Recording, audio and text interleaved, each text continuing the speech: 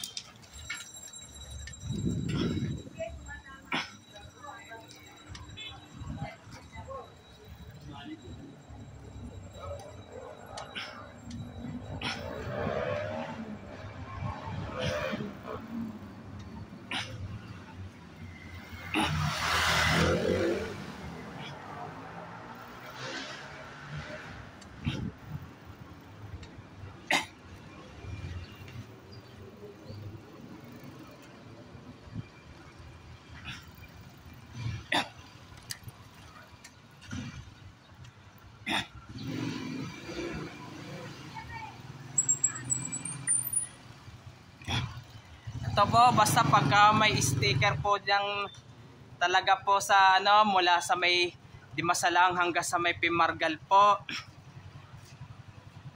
wala na po talaga matitira pong Algeciras po, lalo na po yung bahay po, kundi Maynilad na lang po talaga pong matitira po. Tara po, balik na po tayo ngayon po.